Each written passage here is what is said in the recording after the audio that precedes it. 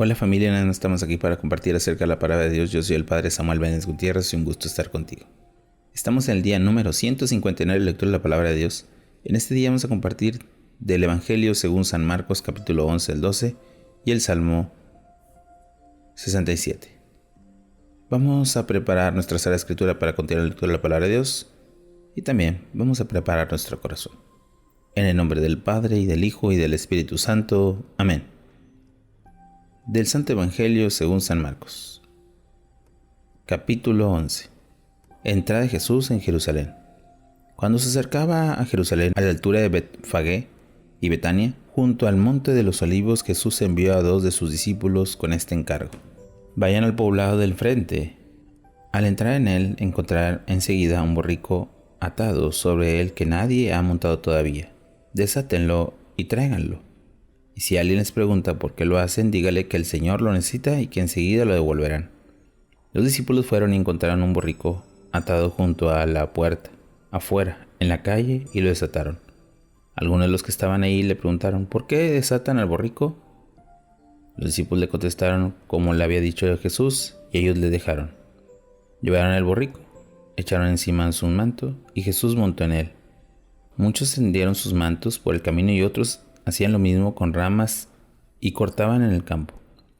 Los que iban adelante y atrás gritaban: Hosana, bendito el que viene en el nombre del Señor. Bendito el Rey que viene en el nombre del Padre David. Hosana en las alturas. Cuando Jesús entró en Jerusalén, fue al templo y observó todo a su alrededor, pero como ya era tarde, se fue a Betania con los 12. Jesús maldice a la higuera estéril. Al día siguiente, cuando salieron de Betania, Jesús sintió hambre. Al ver de lejos una higuera que tenía hojas, se acercó a ver si encontraba algo en ella, pero no encontró más que hojas, pero no era tiempo de higos. Entonces le dijo: que nunca jamás nadie coma frutos de ti. Sus discípulos lo oyeron. El templo, casa de oración.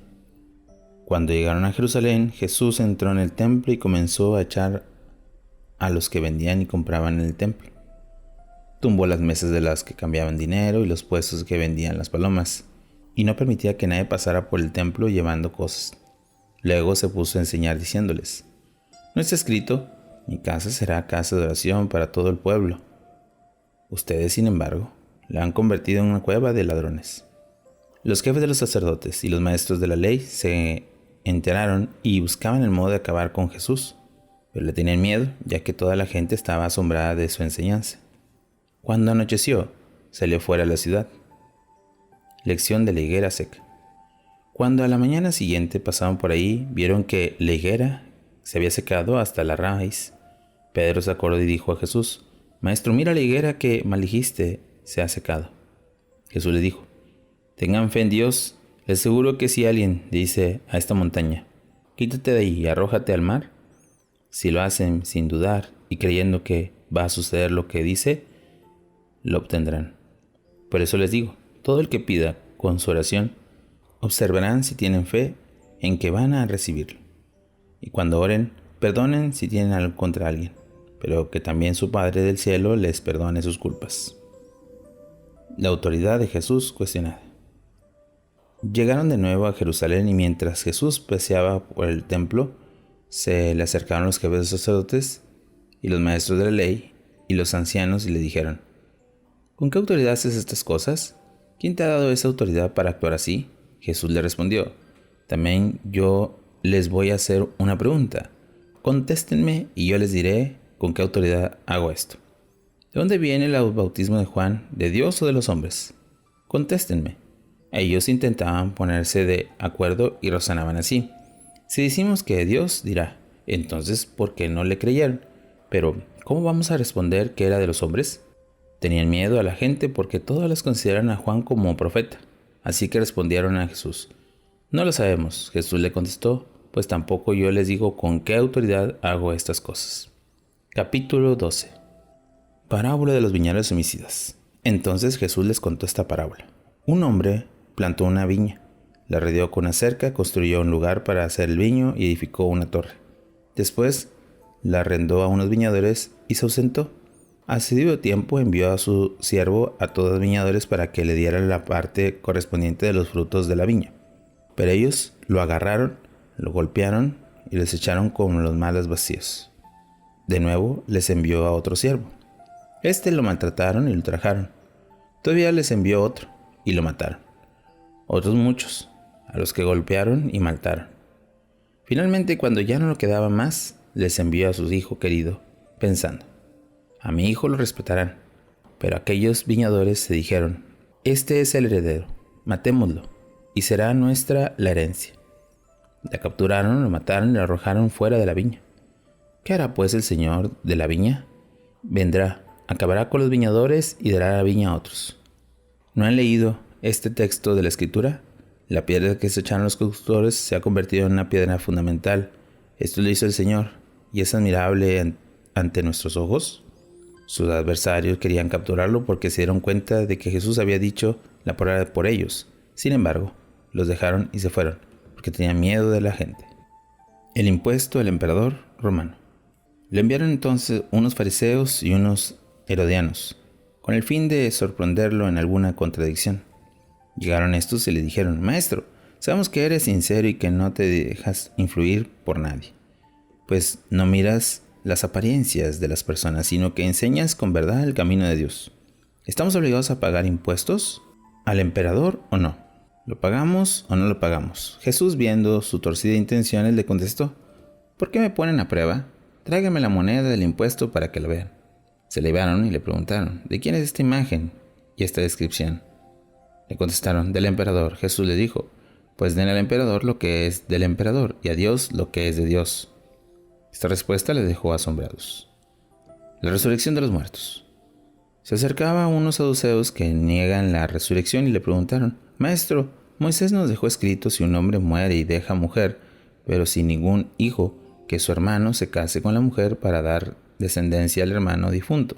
Pues bien, había 7 hermanos. El primero se casó y murió y no dejó descendencia. El segundo se casó con la mujer y murió también sin descendencia. El tercero lo mismo, y así los 7, sin que ninguno dejara descendencia. Después de todo estos, murió la mujer. Cuando resucite los muertos, ¿de quién de ellos será mujer? Porque los 7 estuvieron casados con ella. Jesús les dijo: están muy equivocados en esto, porque no comprenden la Escritura ni el poder de Dios. Cuando resuciten de entre los muertos, ni ellos ni ellas se casarán, sino que serán como los ángeles en el cielo. Y cuando a que los muertos resuciten, ¿no han leído las palabras que, según el libro de Moisés, Dios le dijo en el episodio de la zarza: yo soy el Dios de Abraham, el Dios de Isaac, el Dios de Jacob? No es un Dios de muertos, sino de vivos. Están muy equivocados. El mandamiento principal. Un maestro de ley que había oído las discusiones y había observado lo bien que les había respondido se acercó y les preguntó: ¿cuál es el primer mandamiento de todos? Jesús contestó: el primero de todos es este: escucha, Israel, el Señor nuestro Dios es el único Dios. Amarás al Señor tu Dios con todo tu corazón, con toda tu alma y con toda tu mente y con todas tus fuerzas. El segundo es este: amarás a tu prójimo como a ti mismo. No hay otro mandamiento más importante que estos. El maestro de la ley le dijo: muy bien, maestro, tienes razón al afirmar que Dios es único y que no hay otro fuera de él, y que amarlo con todo el corazón, con todo el entendimiento y con todas las fuerzas, amar al prójimo como uno mismo, vale más que todos los holocaustos y sacrificios. Jesús, viendo que había hablado acertadamente, les dijo: no estás lejos del reino de Dios. Y nadie se atrevió a decirle más preguntas. Filiación del Mesías. Entonces Jesús tomó la palabra y enseñaba en el templo diciendo: ¿cómo dicen los maestros de la ley que el Mesías es hijo de David? David mismo dijo, inspirado por el Espíritu Santo: dijo el Señor a mi Señor: siéntate a mi derecha hasta que ponga a tus enemigos debajo de tus pies. Si el mismo David le llama Señor, ¿cómo es posible que el Mesías sea hijo suyo? La multitud lo escuchaba con agrado. La vanidad egoísta de los maestros de la ley. En su enseñanza decían también: tengan cuidado de los maestros de la ley, a quienes les gusta pasearse lujosamente vestidos y ser saludados por las calles. Buscan los puestos de honor en las sinagogas y los primeros lugares en los banquetes. Estos, que devoran los bienes de las viudas con el pretexto de largas oraciones, tendrán un juicio muy riguroso. Generosidad humilde de una viuda. Jesús estaba sentado frente a las arcas del templo y observaba cómo la gente iba echando el dinero en ellas. Muchos ricos depositaban una gran cantidad, pero llegó una viuda pobre que echó 2 monedas de muy poco valor. Jesús llamó entonces a sus discípulos y les dijo: les aseguro que esa viuda pobre ha echado en las arcas más que todos los demás, pues todos han echado lo que les sobraba, mientras que ella ha echado desde su pobreza todo lo que tenía para vivir. Palabra del Señor. Gloria a ti, Señor Jesús. Hemos escuchado ya la llegada de Jesús a Jerusalén, donde pues Él se está presentando como el Mesías, como el Hijo de Dios. Está presentando la doctrina, está haciendo esa controversia de anunciar la palabra, pero especialmente para conocer el camino de la salvación. Meditemos un poco en la palabra de Dios cuando nosotros escuchamos estos mensajes de Jesús.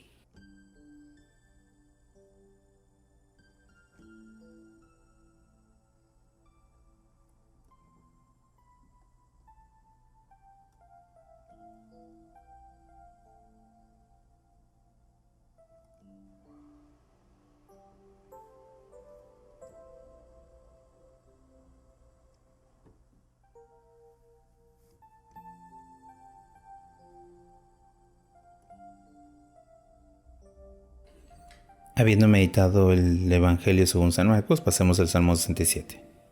Oh Dios, que te den gracias los pueblos. Al maestro de coro con arpas, salmo, canto. Que Dios se apiade y nos bendiga, que nos haga brillar su rostro sobre nosotros, para que conozcan la tierra tus caminos, tu salvación en todas las naciones. Oh Dios, que te den gracias los pueblos, que todos los pueblos te den gracias. Que se alegren y canten de júbilo las naciones, porque juzgas rectamente los pueblos y gobiernas las naciones de la tierra. Oh Dios, que te den gracias los pueblos, que todos los pueblos te den gracias.